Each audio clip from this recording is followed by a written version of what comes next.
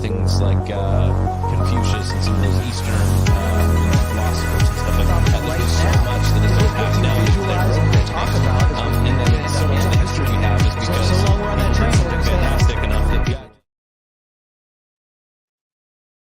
Brother Doug. Hey, welcome to another episode of the Joe and Doug Show. We're excited that you're with us, and this beautiful, rainy, 60-degree day in Youngstown. The weather's been warm, which has been nice the last couple of days. But you got to go hang out with Gus. I did. Was that exciting? He missed me. Yeah. Like he was begging me to maybe show him some attention. He was feeling neglected.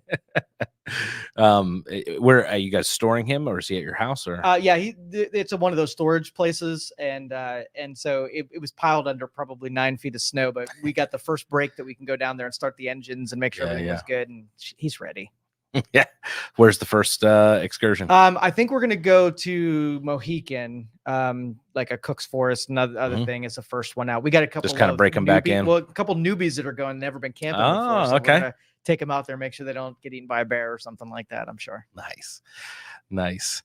So the thing I want to talk about today, I'm coming in with a plan today. So try not to derail me, Joe. The last two were very heavy. They were very.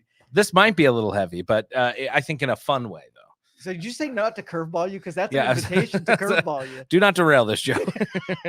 So I've noticed in your social media posts that you've been posting a lot about divine intervention and kind of following the lead of God and all that. And so I kind of want to poke into the theology of Joe and into Joe's brain a little bit here. Because I know you use some of those phrases, but I know they carry different meanings for you a little bit as we've gotten to know each other.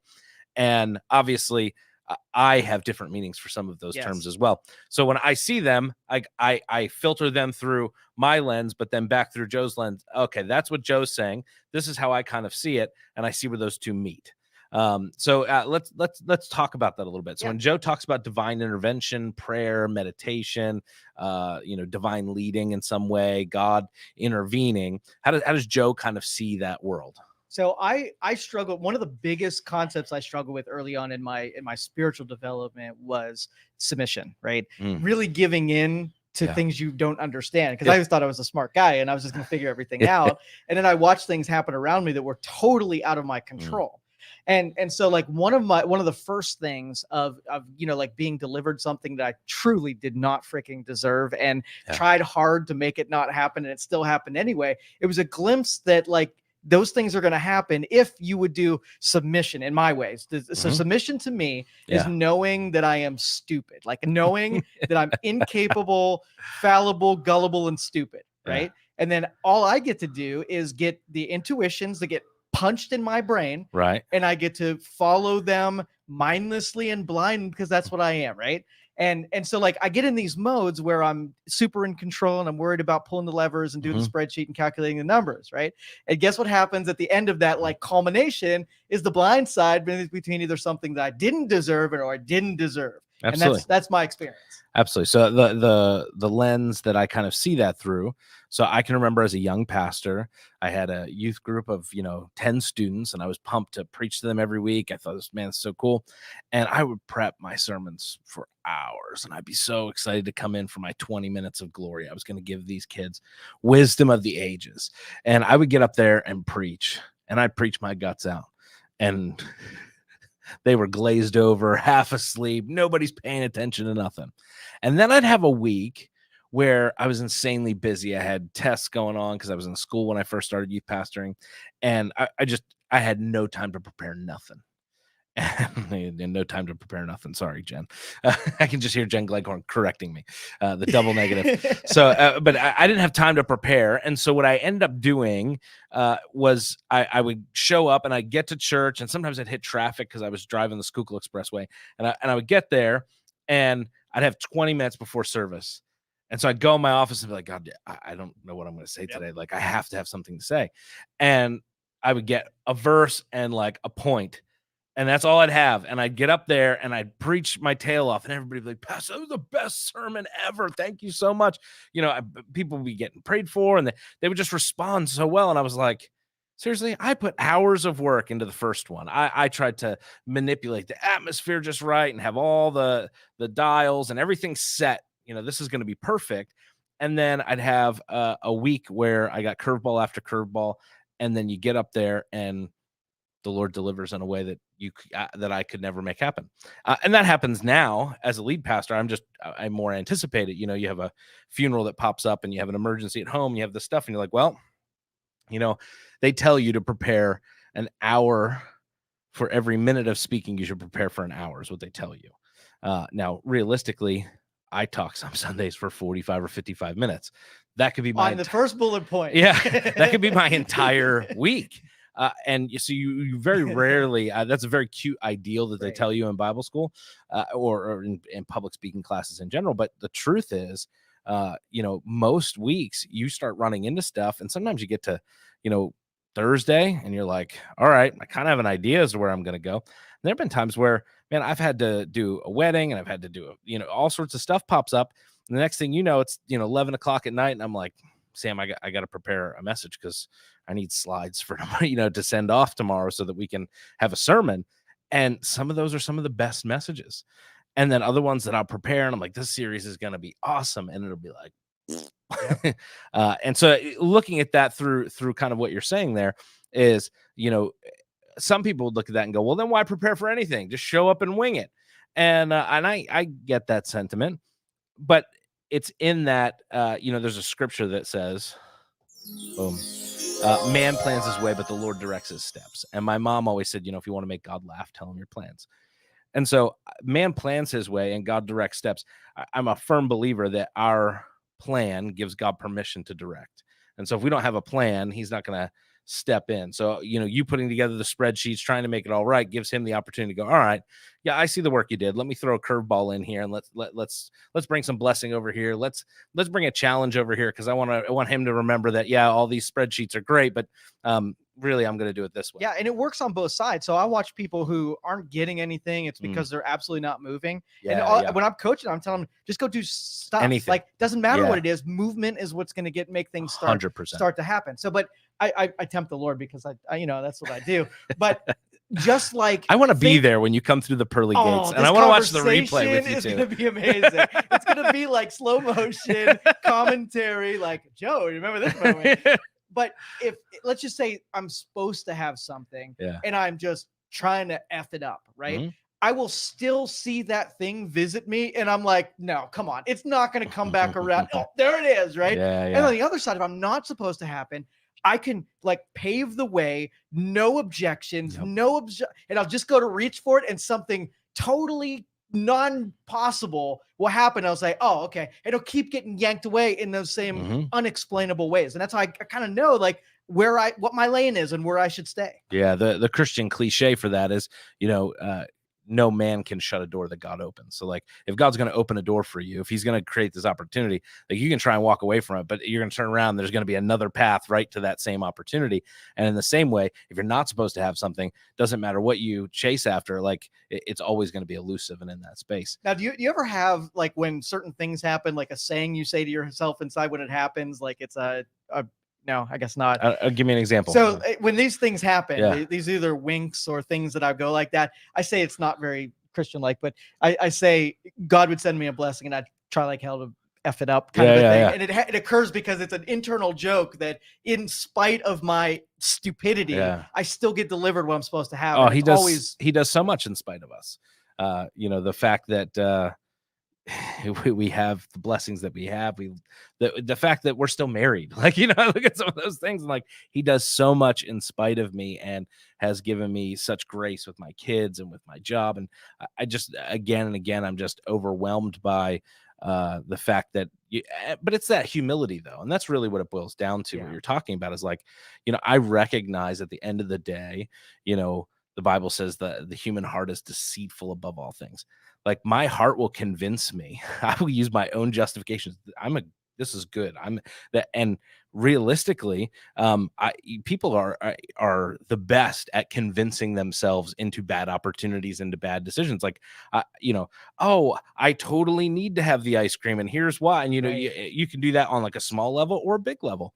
And so we'll justify ourselves into anything, but that's because our hearts, you know, tend to deceive us. And then, you know, the other side of that coin is when we look at, kind of our relationship with God, he's more concerned with our character than he is our comfort, than he is our success, than he is any of those other things. He wants us to develop and to be a good person, to be a better person. And so the things that come into our lives and the things that come in are not so much, I feel like, and I see this even in what I do, like the divine interactions, the challenges, the things that come are far more about Doug becoming better than they are about succeeding. The success is almost secondary. Right. Like he wants to know, am I going to do the right thing, even though it might cost me success or it might cost me reputation or it might cost me over here? Am I willing to stand for what's good?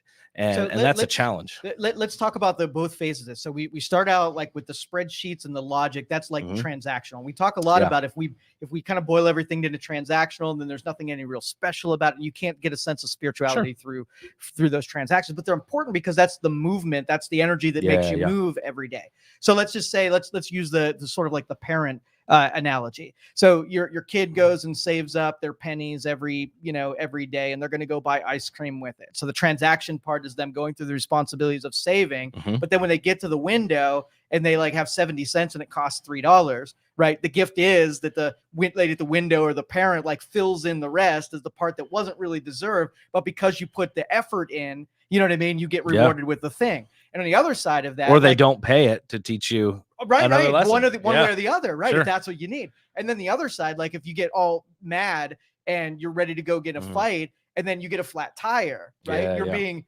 that the thing is taken away from you, so you don't make the big mistake, even though you want to, and you're going through the anger and you're going through the transaction that buys the bad fight and the beat down or whatever. Well, I often say to people, they'll come in with a whole list of things that, I can't believe God would do this, and I can't believe God didn't do that, and I can't believe, and I have a whole list of grievances.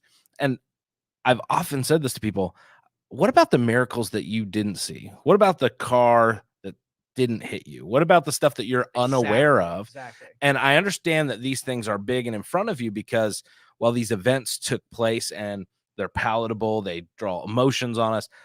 These events over here that didn't take place, that you were saved from, like that's the highlight reel. When I get to heaven, like I kind of want to see, like, when I was all upset that I slept in, and I left 5 minutes late, but I missed being in a car accident because, so, I mean, you look at those kind of butterfly effect type events, for me, I want to lay more blame on God for the negative and not thank him for all the stuff that, man, we didn't see, that he doesn't get any credit for, right? Because he said, nope, we're going to do it this way.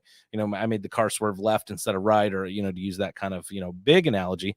But even, you even think of the things that you show up like, and it's just like, man, I walked into this right on time. Like, how did I meet this person in this space at this time? And then those lightning strikes you could never put on a spreadsheet. And the chain reactions are insane. Like I think of our move to Ohio and the relationships I've had, and then those people who've connected me to those people who stuck me in Israel and then brought me back over here and introduced me to those people and then opened this door and then I'm on TV and then I look at all that and stuff. That's the part that like I start feeling stupid, because if I tried to orchestrate it, I would be incapable. But when you see it playing out and you get to see the components, you're like, somebody other than me is in control of this, and they're pretty smart, right? Yeah. Now, and this is a little curveball. I want to tell you, like, I'm more loud today than I normally am. I want to tell you, for the last like 4 months, I've had this tinnitus ringing in my ear, and so I couldn't hear so I was probably loud the last couple shows, but today I hear myself because that dampened down, and I can hear a little bit better today. So did you get it treated or no? Just happened. Well, back into keto, inflammation goes down, helps the earballs. Okay, the earballs, yeah, the earballs. It's a very technical term, Joe. There's my curveball. There it is. You can recover. Yeah, we can. I'm on earballs. That's what's in my head right now. I'm gonna Google that later. Maybe I shouldn't. Do not Google earballs. So when you pray, right? So obviously, I come at my prayer life kind of from a very biblical prescription. You come at yours a little different. For sure. So what does Joe do when Joe prays, and what's kind of the philosophy behind that? Because I've noticed a couple of your posts, you talked about, prayers being answered and certain things. Yeah. Coming into place. So, okay, I'm a little broken in the prayer department. So as a kid, I was the now I lay me down to sleep. That's all it was. It was never actually for anything. It was just the rehearsal of doing prayer. And I felt like I always felt like every time I prayed, I was always asking for something. And I felt like a dick that I was needy. You know what I mean? Yeah. So then I switched and I would never pray for something for myself, but I would be able to pray for somebody else or give thanks for something. I always felt that if I was thanking something, like my wife put a little gratitude thing on the wall, and every time I look at it, I try to think of something to be thankful for, and it rehearsed my brain into always, like, even if it was sucky, I'd be like, oh, thank goodness it wasn't this. Yeah, absolutely. So when I look at prayer, it's interesting. You talked about submission earlier. When we look at Jesus's kind of prayers, right? So he does like big ones, like he raises Lazarus from the dead, and he does that with 3 words. Right. He doesn't call like a huge meeting. He doesn't need a backup band to come in and give him the right music. He just says, Lazarus, come forth. He's taking a nap in the boat with his disciples. The storm comes up and his disciples are like, don't you care? We're going to die. And he wakes up and he's like, you have little faith. And he looks and he says, peace be still. 3 words. Storm calms. And they're like, who is this that even the winds and the waves obey him?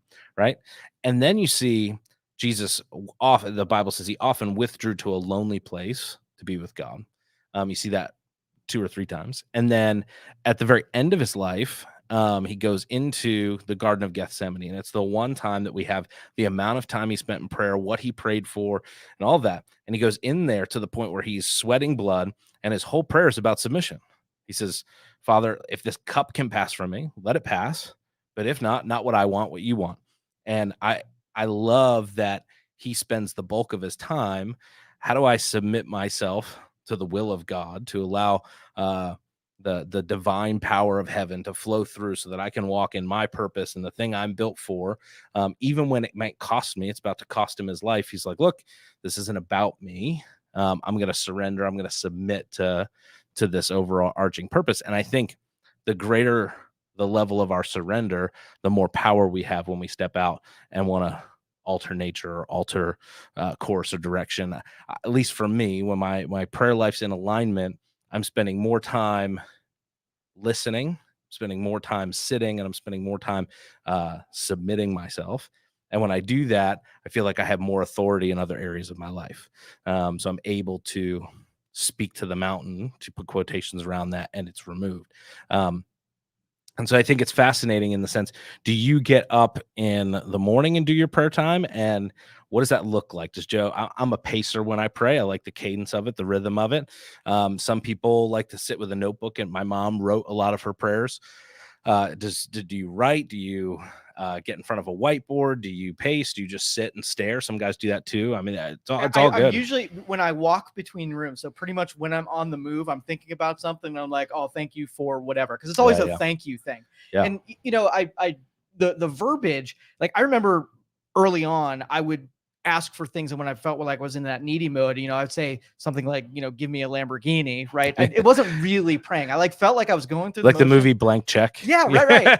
I was Lamborghini, but then like the first time that I felt that I was doing it the right way is when like my office just got burglarized. They took everything. I had no money, right? I was stuck, and the prayer was that please don't allow, or something to the effect of don't ever allow people to take more than I'm ever able to recover from. And the prayer was that it would always fill in. No one could ever take anything from me, that it wasn't going to be provided. And the fear of being stolen from like went away. And I was like, prayer equals that fear disappearing. And that's when you're kind of doing it right. Yeah, I agree 100%.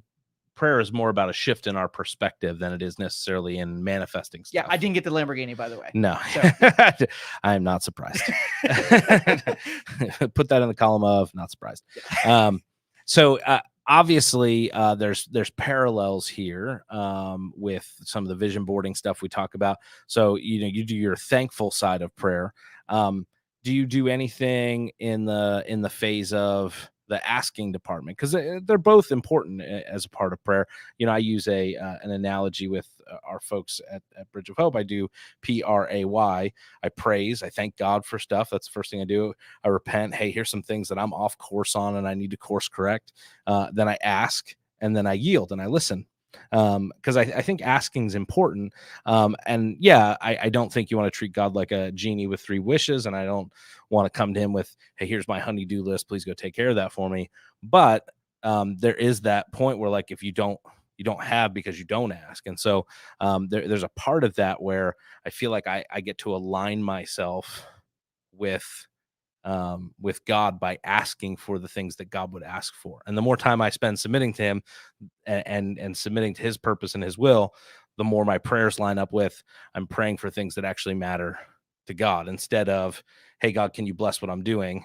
Hey God, can I do what you're blessing? Like how can I be in alignment with what, does that make sense? Yeah, It's a little and shift. sort of, so in my phase is a little bit weird, and we might even have a conversation about this because this Sure. could get pretty deep off air here too. But I'm sort of like in a philanthropic phase where when you know, I don't really ask anything for myself, but there's a whole lot of people around me that are hurting, and when I pray for them, it's not like it's being offloaded. Like I'm being put on the spot to like do something, right? So it's not like a go help them and don't involve me. Yeah. It's like I get the inspiration to do something, and it's freaking hard that some of the stuff that I feel like I should be doing is not a comfortable thing at all. And it's not just a money or a labor thing. Yeah. It's like putting me in a position where like that's not even my space. Like I'm going to be in, you know, putting in places where I'm probably not going to be welcomed, and it's going to be hard, and people are not going to like me because of it. I heard a preacher say one time that he was young, he was passionate, and he was just frustrated with God. And he was praying, and he started praying, and he was like, God, I don't understand why there are all these poor people, and there's poverty, and people are just in this spot. And he goes, I got about halfway into that prayer, and I felt the Lord turn around and ask me the same question. And my hair stand up, man. And he flipped it on him, and so he does it was part of his message, but that's the truth. A lot of times when we go into prayer, I've preached a message years ago. I probably need to bring it back. 5 things you never have to pray for. Like, you don't ever have to pray, like, should I do a generous thing? You don't have to stop. You don't have to ask. You don't have to, like, the devil's never had a generous thought in his life. And so if you have a generous thought, act on it. It's part of the divine plot and story. And there's a series of those. You never have to wonder if you should serve somebody. Like, God, should I, take care of this person? Should I feed them? If the opportunity is in front of you, it's an opportunity for you to be the hands and feet of But the Lord. coolest thing about it, though, is that oftentimes when you pray for something and get some feedback back, you wanted that thing anyway. So you're like, that wasn't him, that was me. But the crap that I'm being asked to do, I'm not swear to you, not me. Like, not on my bucket list at all. That's funny. So you do, some of your prayer time. I know one of the other things that you're very mindful of is your words, and this kind of goes hand in hand with the idea of prayer, and not just what you say to God, but what you say to yourself. And I know you have a little swear jar. How's that going? It's going really good. You've made a lot of money, or no, we're really good. That I went weeks and weeks and weeks without even taking a mulligan. Like nice. I dropped it out of my vocabulary. Beautiful. And I know you're big on your words, and you do different things to try and help that. I know one of the conversations we've had is on worship songs and tweaking the words in some of the worship songs because they're in the negative. I heard this really fascinating thing, and then I want to talk about words. I was listening to Simon Sinek, and he was talking about how the mind doesn't hear in the negative. It's impossible. Does not. And he goes, I'll prove it to you. Don't think of an elephant. And he doesn't. Everybody's laughing because obviously you think of an elephant. But he told you not to. Why did you do that? Right. Insolence. Because your brain cannot think in the negative. And so he used the illustration of skiing. And he said, as a skier, you're taught not to look for the trees, but to look for the path. If you look for the trees, you're going to hit a tree. You can't say, don't hit the tree, don't hit the tree, don't hit the tree. I promise you're going to hit the tree. You have to look for the path. You have to look for the positive way through. And if you look for the path, you'll zig and zag. You'll be like, oh, there weren't that many trees up there. And then you turn around and see a whole forest behind you. And that illustration is so true because what you look for, you'll find. Yes. And it usually comes out of your mouth. The Bible says out of the abundance of the heart, the mouth speaks. That's right. And so you're very mindful of your words. You've been trying to tweak some of your words. How do you navigate that? How do you speak positively? Even in your prayer stuff, you're talking about being grateful and Thanksgiving is important. But what sort of things does Joe say in his self-talk? And how do you, what words are out of your vocabulary? And it's relative, because if somebody's starting off, you can have just starting out with it, like you're programming your subconscious. You're using auto suggestion by repeating certain phrases, so your brain gets used to seeing and doing what you repeat to it. Okay, so you're doing computer programming, but you can do that with your mind. So if I'm a pretty optimistic person, then it doesn't take but a couple of negative words to set me off looking for something negative. But if you do negative every day, like a couple positive words aren't going to help you much, right? So but if you slide down and I, let's just say 90% of my thing is what I'm looking for and what I want and what I'm going for and what my trajectory is and my whatever, and I just run out of time to think about the bad things that can happen or how my tire could be flat or how this can happen or whatever, like when my brain starts making decisions that I'm not around for, it's going to make one of the two. It's either going to be in the mode where it's looking for something bad, or it's going to be in the mode where it's continuing my programming from there.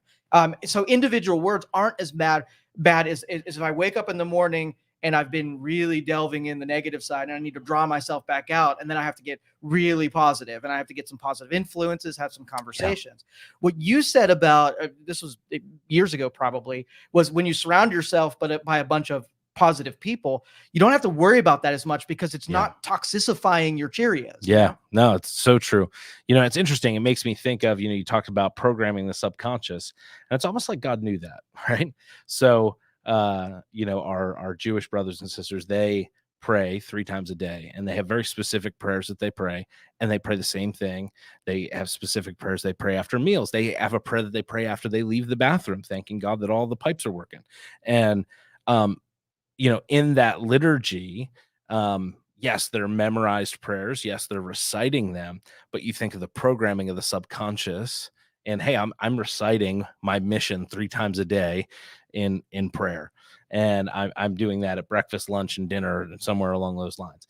And I have a certain order to things. Now, in Christian circles, especially in evangelical Christian circles, especially Pentecostal evangelical Christian circles, we don't have any kind of liturgy for anything. Everything is very spontaneous and free, and that's great. But I think we miss some of the subconscious programming that takes place, where if you were to go to a Catholic mass, there are some prayers that they say every service. Right. There's some things, and that's part of that. That liturgy that helps your subconscious in it. So I think that's a fascinating concept. Well, let's do one of these. Let's do a little exercise for our listeners out there. We'll do it with.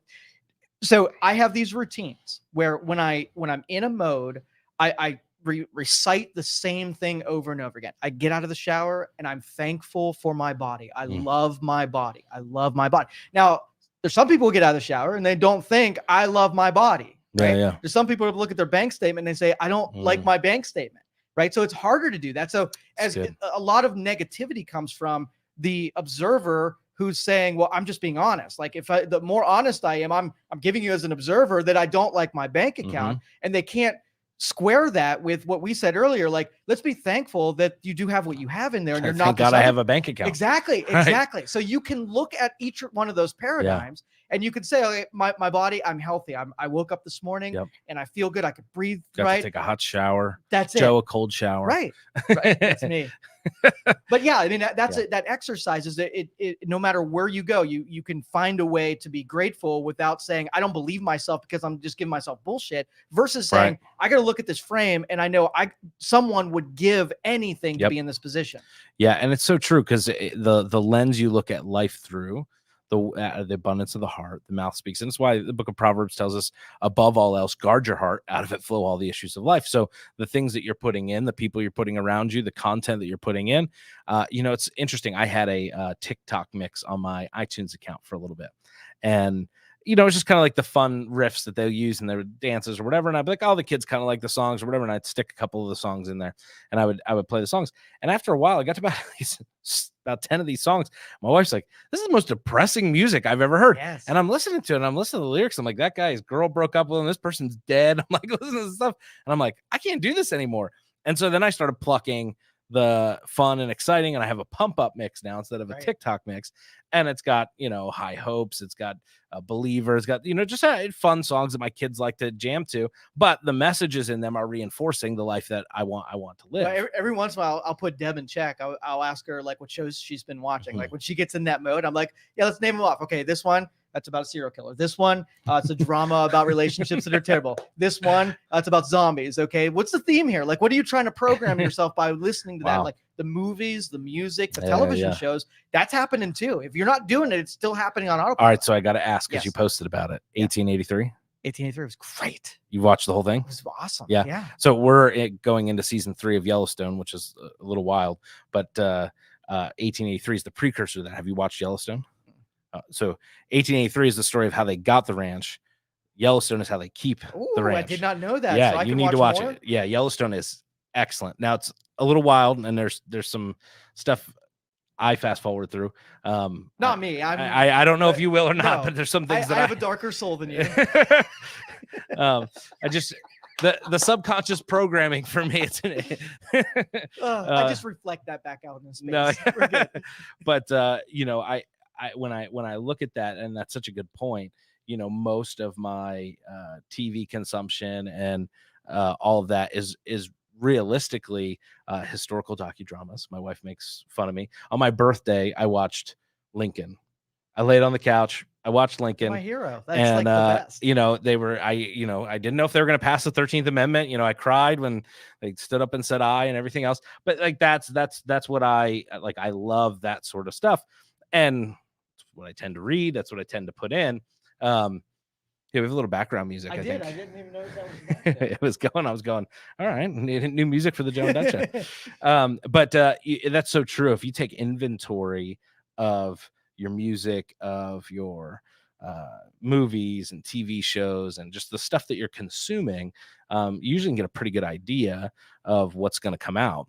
And I think it's interesting because, when I was a kid, I remember youth pastors would come up and they would do these services every once in a while where they would tell everybody, hey, we're going to cleanse everybody's thing. And they would tell you to bring all your bad music and all that stuff. And you bring your CDs, and somebody'd smash it with a baseball bat, and everybody. And realistically, the method might've been a little weird. Right. But what they were saying was what you're programming yourself to do, what you put in through the eyes, what you put in through the ears is going to change your heart. Right. And as a kid, we were like, well, I kind of, I would say this to my mom all the time. I'm just listening to the music. I really don't care about the words. Right. And that's a bunch of crap. Yeah. And so I know that now as an adult, but I remember as like, 9-10-year-old being like, oh, I can totally listen to this and I'll be fine. But my mom understood that, hey, this is programming you at some level.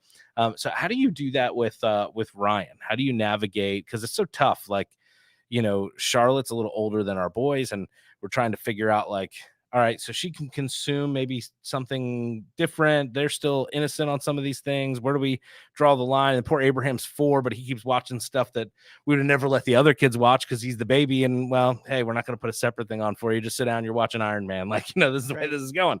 How do you navigate that? And what do you choose? Do you limit what he can consume, or it's like food. And I don't make any distinction between food. So if I know that he's pizzaed up and chicken wings and cake and whatever, you're going to get a break, and you're going to go over and get some healthy stuff and bounce back from that. Because if you'll create some insensitivities to it, and it's not a special thing, and it's not something that's developing. It's doing the opposite.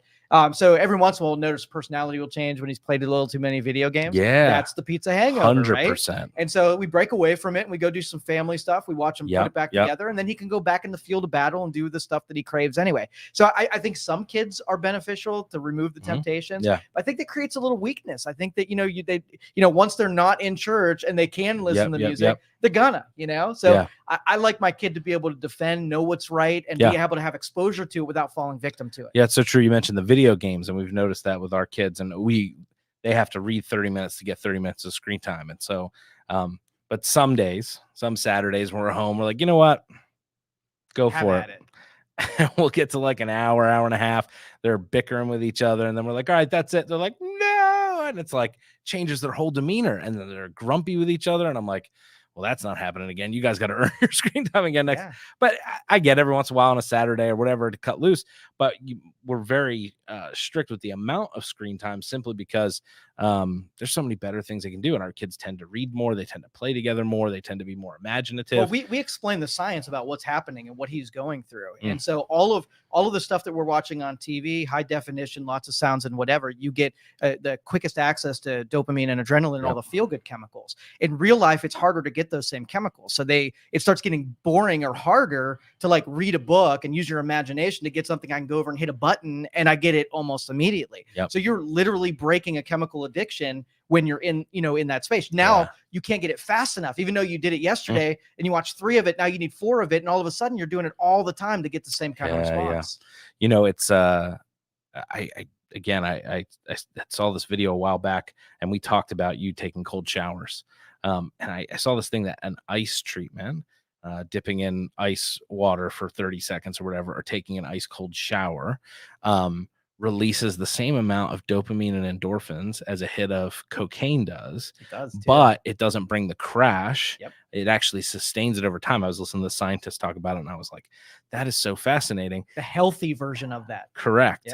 And I guess it's like 2,500 times greater than this, that he listed off a whole bunch of things, but it's an equivalent to a hit of cocaine without the crash. And I'm like, why doesn't everybody do like a cold like a cold plunge, like from that standpoint? Like, if you want to train your subconscious in that sense, there's some things physically that you can do. You talked about there's diet a part of bit. it I didn't like with the whole cold thing, because Ryan actually started doing this. He did this on his own, not knowing what it is. He would leave a little pitcher of water and at the very end he would dump it on his head because he liked it, right?